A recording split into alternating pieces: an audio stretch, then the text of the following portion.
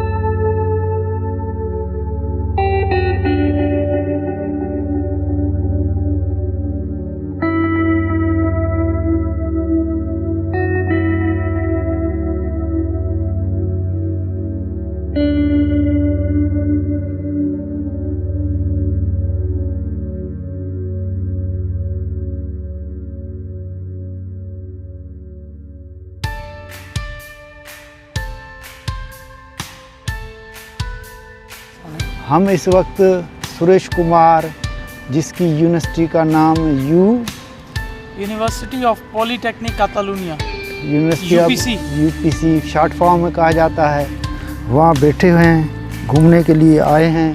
अब वो आपको अपनी यूनिवर्सिटी के बारे में सारा तफसील बताएंगे कि किस तरह की यूनिवर्सिटी है। ये यूनिवर्सिटी का फ्रंट एरिया है, जहाँ पर थोड़ा थोड़ा पार्क भी लगा हुआ है। यहाँ पर ठंडी हवा भी लग रही है, मौसम भी हमारे यानी फेवर में है, ताकि यानी गर्मी वगैरह महसूस ना हो।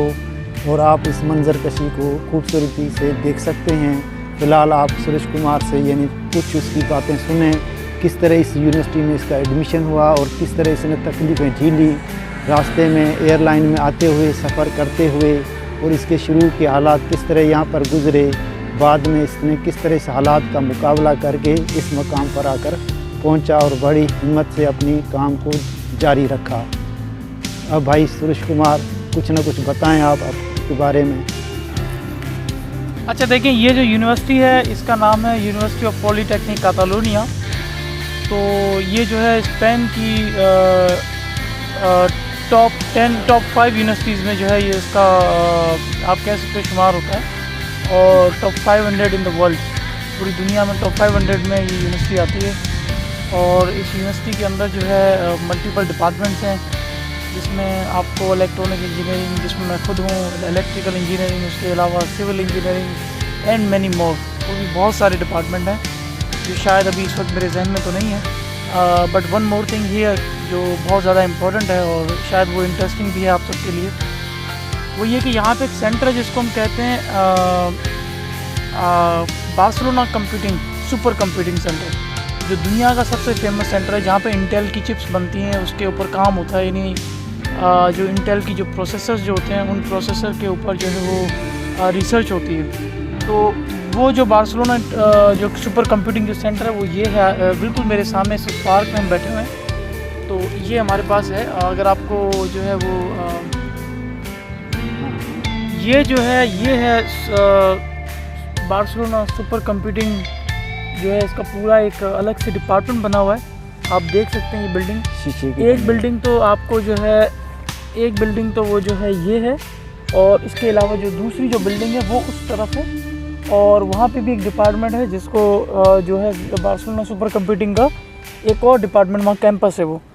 तो ये दो ऐसे डिपार्टमेंट हैं जहाँ पर इंटेल की जो है वो जिसे हम कह सकते हैं कि जो इंटेल की जो मेन जो जनरेशन है, जहाँ मेन की रिसर्च है वो यहाँ परफॉर्म होती है। थैंक्स। ओके, अगले हिस्से का जवाब किस तरह इसने यानी फ्लाइट में आते हुए तकलीफ़ें झेली और किस तरह यानी इस मुश्किल घड़ी का उसने मुकाबला किया और किस तरह ये यहाँ आकर पहुँचा और किस तरह यानी लैंग्वेज का भी यहाँ पर बड़ा फ़र्क पड़ता है, क्योंकि अपने यहाँ इंग्लिश चलती है, यहाँ तो सफ़ा स्पेन चलता है। मुझे भी मैं आया हूँ, मुझे समझ में नहीं आता तो मैं किस तरह बोलूँ। इसने सारी मेरी हेल्प की इधर आने में, जाने में, घुमाने में, फिराने में, सफ़र में। नहीं तो मैं तो इधर यानी बिल्कुल यानी कंफ्यूज हो चुका था। अब आप भाई सुरेश से कुछ उसके बारे में सुनें। देखिए, पहली चीज़ तो ये है कि जो सर हैं मदन लाल, उन्होंने मुझसे ये कहा कि भाई जो है वो मुश्किलें झेली। तो डिफ़िकल्टीज़ तो मेरे ख्याल से लाइफ का एक पार्ट होता है। अगर वो इंसान डिफ़िकल्टीज़ को फेस नहीं करेगा तो शायद वो उसको सक्सेस नहीं मिलती। तो अगर आपको डेस्टिनेशन पे पहुंचना है तो डेफिनेटली आपके सामने डिफ़िकल्टीज आएंगी, उसको फेस करना है। This is a part of a life, this is a game of a life. आपको लाइफ में हर तरह की आपको गेम आपको नज़र आएगी, उसको जीतना है आपको। You have to win it. Okay, तो उसके बाद फिर बात करते हैं हम यहाँ पे आने के बाद या फिर फ़्लाइट के दौरान। तो मुझसे थोड़ा सा एक फ़नी इंसिडेंट भी हुआ था। मेरी फ़्लाइट मिस हो गई थी टर्की में, और फिर वहाँ पे मुझे जो है पूरी रात जो है एयरपोर्ट के अंदर गुजारनी पड़ी। और फिर मैंने वहाँ बेंचेस पे जो है वो एक लाउंज एरिया था, वहाँ पे मैंने अपने उस टाइम को स्पेंड किया और जाग कर स्पेंड किया ताकि अगली फ़्लाइट पे दोबारा मिस ना हो पाए। और फिर मुझे वहाँ पे कुछ यूरो फ़ाइन भी पे करना पड़ा। डेफिनेटली वो मेरी गलती थी, और it was for the first time मैं अपने कंट्री से बाहर गया था, तो मुझे इतना चीज़ों का आइडिया नहीं था वो, बिकॉज इस्तांबुल में जो एयरपोर्ट है वो काफ़ी बड़ा है और मुझे उस एयरपोर्ट की बिल्कुल भी जजमेंट नहीं थी। एक जगह से दूसरे पॉइंट पर मूव होने के लिए बहुत टाइम लगता है, एक टर्मिनल से दूसरे टर्मिनल तक जाने के लिए। तो उसके बाद वो सब चीज़ें होगी, फिर यहाँ पहुँच गया और मेरी स्टडीज़ वगैरह स्टार्ट हो गई थी अक्टूबर में। और इस तरह से जो है वो फर्दर जो है वो आपके पास चैलेंजेस आते गए, आप उसको आगे जो है वो फेस करते गए और चलते गए। उसके बाद सेकंड थिंग जो सर मदन लाल का एक क्वेश्चन था कि लैंग्वेज, यस प्रोबेबली लैंग्वेज जो है वो एक बैरियर तो है यहाँ पे, लेकिन अगेन मैं यही कहता हूँ कि it's not the piece of the cake, but of course it is possible, although however it is possible. ये एक है कि आप उसको कर सकते हैं, मुमकिन है, आप सीख सकते हैं, डजेंट मैटर। तो मैंने कुछ हद तक तो कोशिश की है उसको सीखने की, और बाकी कुछ हद तक मैं यूज्ड टू हो गया हूँ चीज़ों को समझने के लिए। तो जब सर मदन लाल यहाँ आए तो इनको मैं काफ़ी बेहतर तरीके से गाइड कर पा रहा हूँ। Well I am also new here, लेकिन फिर भी मैं इनको अपनी पॉसिबिलिटी के हिसाब से जो मुझे मैं जिस हिसाब से मेरे पास नॉलेज है लैंग्वेज की, तो मैं उसको समझ लेता हूँ, डायरेक्शंस को समझ लेता हूँ, वर्ड्स को जो है वो रीड आउट कर लेता हूँ, एंड देन उसको फिर गूगल ट्रांसलेट करके और इस तरह से ऐप्स वगैरह यूज़ करके फ़िलहाल मैं अपना काम चला रहा हूँ। वेल एक जो लर्निंग पॉइंट ऑफ व्यू से अगर मैं कहूँ तो डेफिनेटली लैंग्वेज तो आपको यहाँ पे सीखनी पड़ेगी और बहुत अच्छे तरीके से सीखनी पड़ेगी।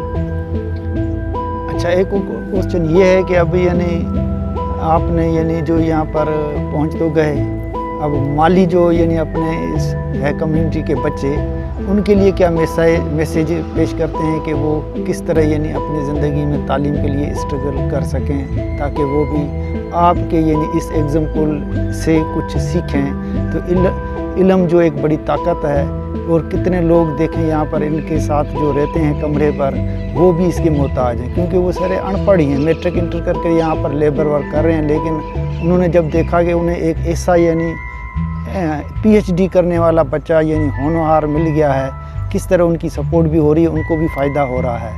ताकि यानी तालीम ही ऐसी चीज़ है, एक ऐसी काबिलियत है जिसकी वजह से काफ़ी लोग उसके यानी अंडर में आ जाते हैं। और अच्छा देखें, जो है वो अभी हम साथ साथ यूनिवर्सिटी भी घूम रहे हैं, और जो है आपको डिपार्टमेंट्स का मैं जो एक बाहर से जो एक ओवरव्यू है वो भी मैं आपको यहाँ पे दिखाऊंगा। और साथ साथ जो है वो सर के जो क्वेश्चंस हैं, बड़ा इंपॉर्टेंट सवाल इन्होंने एक रेज़ किया है, और उसके ऊपर भी मैं थोड़ा सा एक इनलाइटमेंट करूँगा।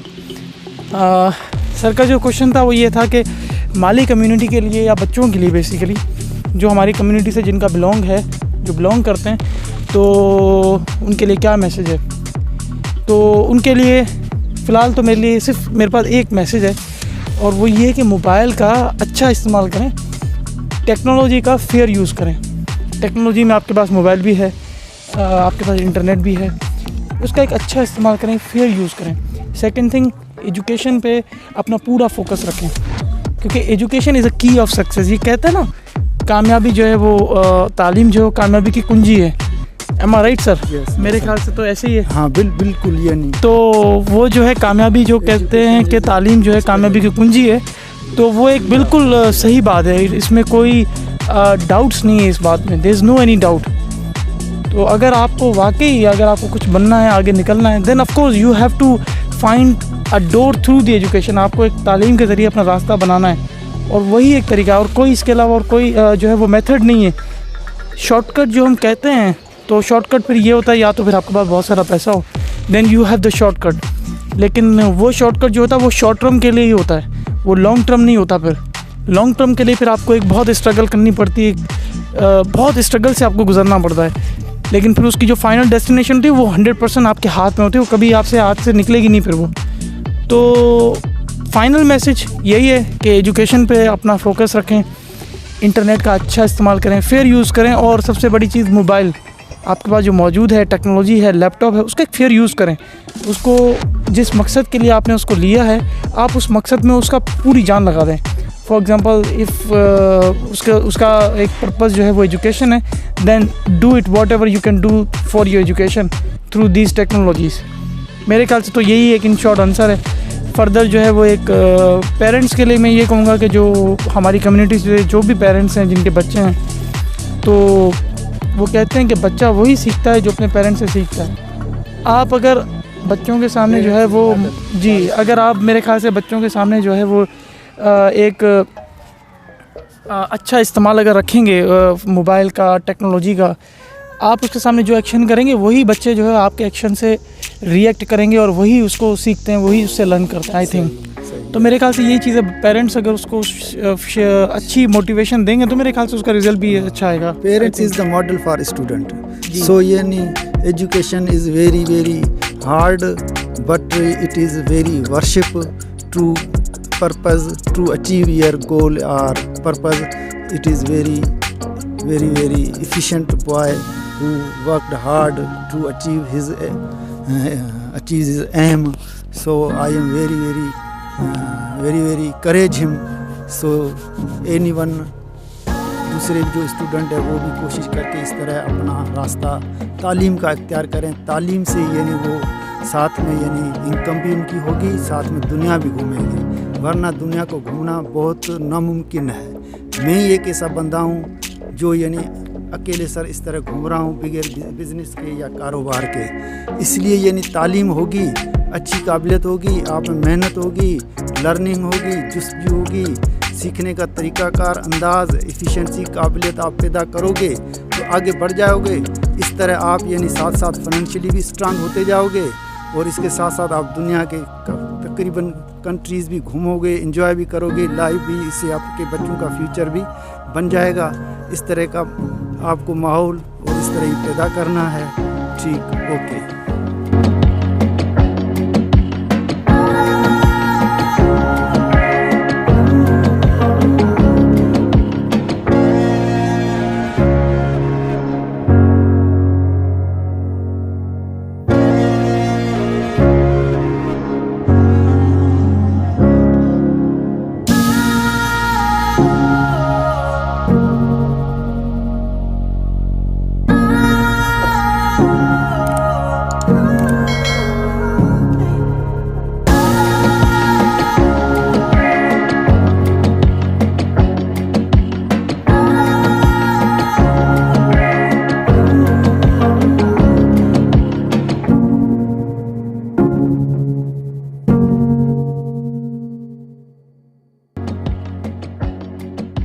बाबा अब हम आए हैं इस पार्क में, ये इसकी यूनिवर्सिटी के साथ ही है। सुना जाता है तो बहुत खूबसूरत पार्क है। आप इसका नज़ारा भी बहुत ओल्डेस्ट है और इसका नज़ारा भी हम आपको कराने जा रहे हैं। इस पार्क में हम अब पहुंच चुके हैं।